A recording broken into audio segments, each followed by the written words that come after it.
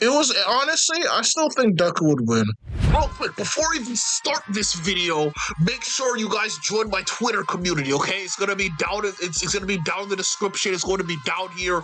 It's also in my channel bio as well. Make sure y'all go to my Twitter and go to my community so you can see more updates coming from yours truly, bro. I'm gonna be streaming, also making videos. Okay, I'm gonna keep all the updates on this Twitter.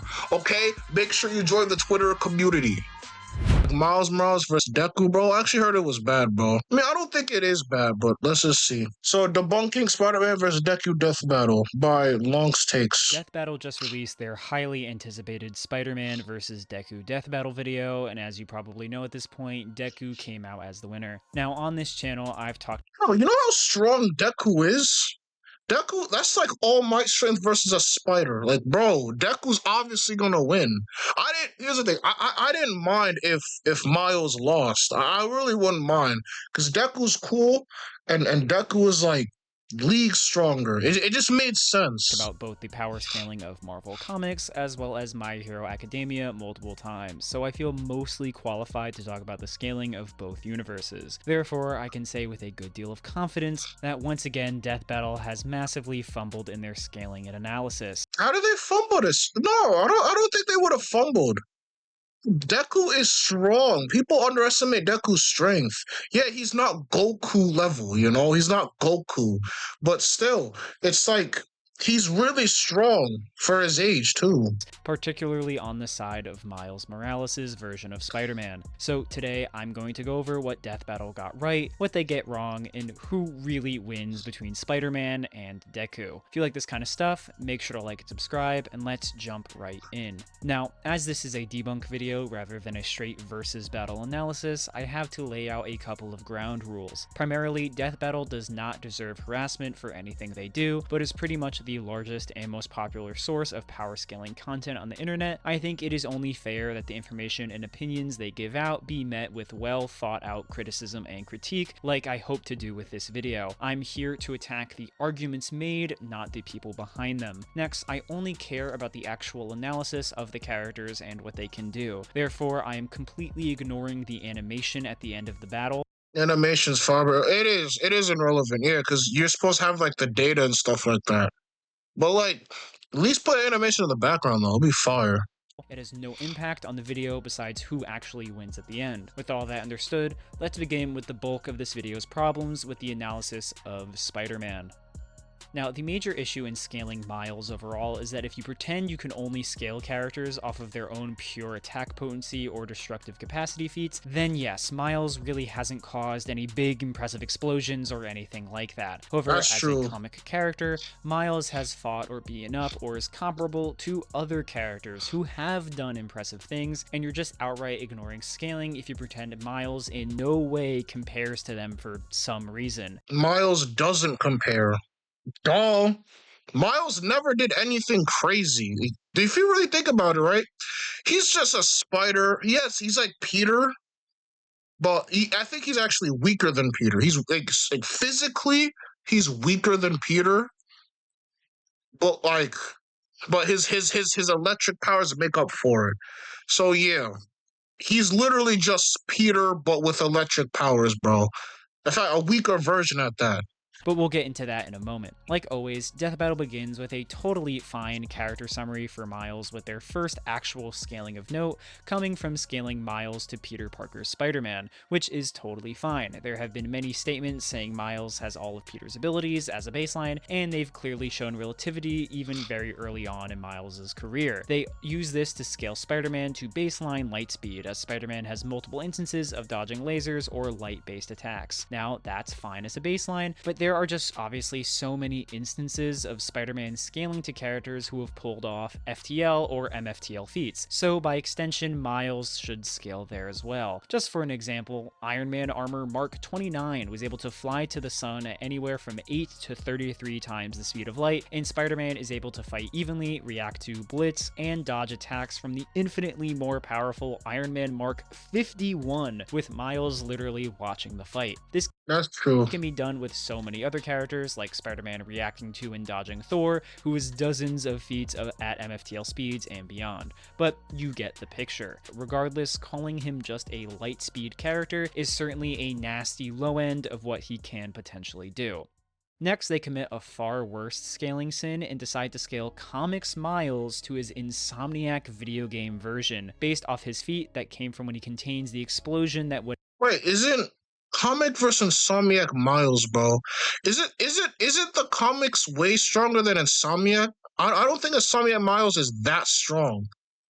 If you want to use the strongest Spider-Man, it should be Comic Miles. Have vaporized Harlem, which they do correctly attribute to as a city level feat. They justify this by saying the comics version of the Insomniac characters scale to mainline comic versions in the little blurb at the top of the screen. There are multiple issues with this, like massive continuity differences and errors and plot holes caused by these crossovers, like Insomniac Peter somehow not knowing what a multiverse is after clearly experiencing a multiversal crossover, but more importantly, even the author of these comics can't say with confidence that these stories are canon to the games. This would essentially be the same thing as scaling the Spider-Verse movies version of Miles to Comics Miles. So no, bottom line is that Game Miles does not scale the same as Comics Miles. Yeah, that's what I'm saying. Comic Miles is not that broken, but Comic Miles is good. Like, he's way stronger than Insomniac Miles, way stronger. Or caps his power in any way. The only reason they probably did this is because this is probably the most accessible feat that any version of Miles has done without properly. Game Miles is far more well known than comics. Yeah, it is. I don't even know Comic Miles. I just know Game Miles. That's it.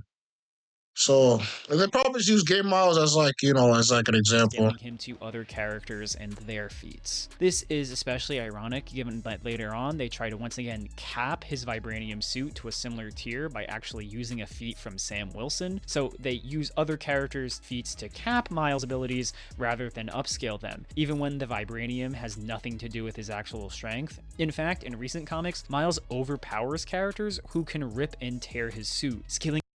You're like, what is this, bro? What is this yellowness? Is this Miles going Super Saiyan or what? I don't know. Miles could go Super Saiyan like this. Like, this is crazy. Him over the Got Super Saiyan Miles. vibranium mesh anyways. And weirdly enough, that's pretty much all they say about Miles. Most of the rest of this section is just going over random hacks abilities or his non-scaling based achievements. It's mostly fluff. Getting to the feat section again, it's mostly random stuff that doesn't really matter. It says a bunch of wins. I took hits from a giant woman. Really? What? Why is this even a feat on here? I took hits from a giant woman. That's crazy. But never goes into actually scaling how strong any of these people are. How strong is Venom? The symbiote dragon? Green Goblin? They never say. Funnily enough though, they specifically leave out some of the biggest feats and wins that Miles has gotten over his career as Spider-Man, probably because they consistently put him over the likes of Deku. So I can totally see how an outside viewer could look at this video, not knowing a lot about comics, and think that this was a fair analysis of Spider-Man. Now, I could talk about how Miles has consistently scaled to gods in Marvel for a while now, like what, bro? being able to break Captain America's shield when Hercules literally couldn't, but right now, Miles' current comics run has him fighting against the gods of Marvel, essentially keeping pace with them, no different from anyone else. Now, this story is still ongoing, so we'll see how Miles ultimately compares, but they are using that version of Miles and bring up that he is a herald of the god Anansi. There's also the time he beat Blackheart after he literally off-screened an Avengers roster, which included She-Hulk, Thor, Iron Man, and Vision. This is the same version of Thor who casually battled around the entire solar system at massively faster than light speeds and manipulated Jupiter's red dot storm, which is literally larger than an entire planet. I know this sounds crazy, but what am I supposed to do? Just pretend this fight didn't happen? But anti-comic scalers might say I'm using something called chain scaling here, because Miles beat a guy who beat a guy who did a thing. So maybe it doesn't scale for whatever reason. So let's put Miles over someone who does have an impressive feat without having any other characters in the middle to muddy. Yeah, I like that back dip. I like that. The scale. This is Fin Fang Foom,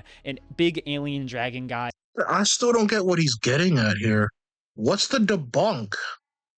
Are you saying that Miles is not that strong? I'm still not following here. I'm not following. So you're saying Miles should just like flat out destroy Deku? Is this what I'm hearing? Like this is all a lot of fluff. Who shows up randomly from time to time across comics. Anyway, here is an explicit feat and statement that he was shaking and causing earthquakes across the entire planet to such a degree that he was going to tear it apart. And here is Miles one-shotting him with a Venom Blast years before he actually mastered the ability and got the massive amps from the Vibranium armor. Long story short, Miles consistently within combat can scale to characters who are at worst planet level. Of course, Bro, because the reason that he's able to scale at that level is just because of his electric powers, bro. That's literally it, bro. It's literally because of his electric powers. I'm not even lying to blow you. up planets like it's Dragon Ball, but to say he's only something like city level is simply a horrendous lowball.